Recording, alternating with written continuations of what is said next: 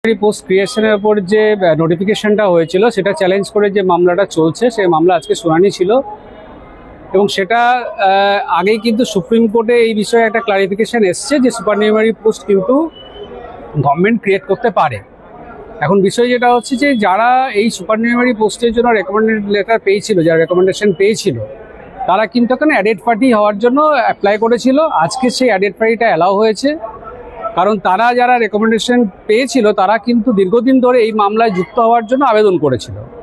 এবং আজকে ডেটে যেটা হলো যে গভর্নমেন্ট একটা অ্যাপ্লিকেশন ফাইল করলো যে ইন্ট্রিম অর্ডারটা ভ্যাকেট করার জন্য, কিন্তু সেখানে দেখা গেল মামলা চলাকালীন যে ইন্ট্রিম অর্ডারটা অলরেডি এক্সপায়ার করে গেছে, ইন্ট্রিম অর্ডার এক্সটেনশন হয়নি।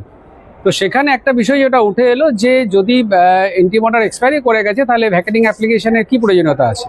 সেই ক্ষেত্রে মহামান্য বিচারপতি একটা লিবার্টি দিয়েছেন যে পিটিশনারদের অ্যাপ্লিকেশন ফাইল করার জন্য তার শুনানি কালকে হবে। এখানে একটা বিষয় উল্লেখযোগ্য যে সুপ্রিম কোর্ট যখন এখানে ক্লারিফিকেশন দিয়ে দিয়েছে যে এই পোস্ট ক্রিয়েট করা যায়, সেই বিষয়ে আমাদের আবেদন ছিল যে তাহলে যারা রেকমেন্ডেশন লেটার পেয়ে ওয়েট করছে তাদের নিয়োগ পেতে অসুবিধাটা কোথায়।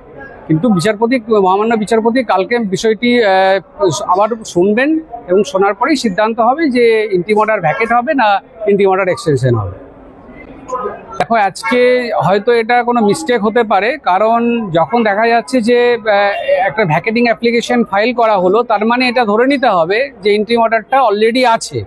কিন্তু রেকর্ডে যেটা দেখা যাচ্ছে যে ইন্ট্রিম অর্ডারটা টাইম টু টাইম এক্সটেনশন হয়নি। সেই জন্য মহামান্য বিচারপতি এটা লিভ দিয়েছেন পিটিশনারদের যে এটাকে অ্যাপ্লিকেশন করা যাতে ইন্ট্রিম অর্ডারটা এক্সটেনশন করা যায়। কিন্তু এখানে গভর্নমেন্টের ক্ষেত্রে যেটা হচ্ছে যে হয়তো প্রপারলি ব্রিফ হয়নি, কারণ যদি আমি ধরে নিতে পারি তর্কের খাতিরে ইন্ট্রিম অর্ডারটা এক্সটেনশন হয়নি টাইম টু টাইম, তাহলে এই যে ভ্যাকেটিং অ্যাপ্লিকেশন, এই ভ্যাকেটিং অ্যাপ্লিকেশনের প্রয়োজনীয়তা কোথায় ছিল?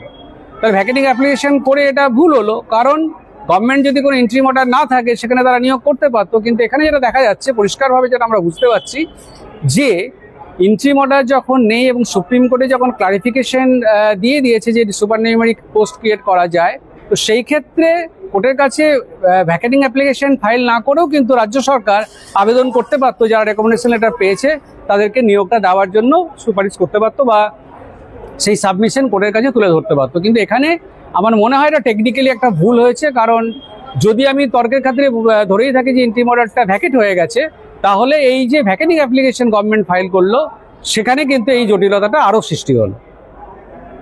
যারা আনসাকসেসফুল ক্যান্ডিডেট তারা অ্যাপ্লিকেশন করেছিল যে সুপারনিউমারি পোস্ট ক্রিয়েট করে যারা অবৈধভাবে নিয়োগের রাস্তা তৈরি হচ্ছে বা অবৈধভাবে নিয়োগ হচ্ছে, সেই জায়গায় তাদের আবেদন ছিল যে ওএমআর পাবলিশ করো বা এই সুপারনিউমারি পোস্টে যে ক্রিয়েশন সেটা ইলিগেলি বা যারা ইলিগেলি ক্যান্ডিডেট তাদেরকে প্রোটেকশন দেওয়ার জন্য এগুলো করা হয়েছে। কিন্তু সেই জায়গায় দাঁড়িয়ে কিন্তু এখন দেখা যাচ্ছে যে সুপ্রিম কোর্টের যে ভার্ডিক্ট এসছে এবং সেখানে কিন্তু দেখা যাচ্ছে যে সুপারনিউমারি যে পোস্টটা সেটা গভর্নমেন্ট ক্রিয়েট করতে পারে এবং সেটা কিন্তু স্পেসিফিক অবজারভেশন আছে। তো এখন বিষয় হলো যে কাল এই মামলার শুনানি আছে এবং সেই শুনানিতে দেখা যাক যে ইন্ট্রিম অর্ডার ভ্যাকেট হয় কিনা, সেটার উপর শুনানি হবে। এবং যে অ্যাপ্লিকেশন নতুনভাবে ফাইল হচ্ছে এক্সটেনশন অফ ইন্ট্রিম অর্ডার, সেটারও শুনানি হবে। কালকে বোঝা যাবে যে যারা রেকমেন্ডেশন লেটার পেয়েছে তারা যোগ্যতার ভিত্তিতে পেয়েছে কিনা বা তারা ওয়েটিং লিস্ট থেকে যারা পেয়েছে তাদের বৈধভাবে পেয়েছে কিনা সেটা বোঝা যাবে কাল। অন্তর্বর্তী যে নির্দেশটা দিয়েছিল যে সুপারনিউমারি পোস্টে ক্রিয়েট করে যে রেকমেন্ডেশন লেটারগুলো ইস্যু করা হয়েছিল সেই ভিত্তিতে যাতে পুনরায় তাদেরকে নিয়োগপত্র অ্যাপয়েন্টমেন্ট লেটার না দেয় বোর্ড, তার উপর স্থগিতাদেশ ছিল।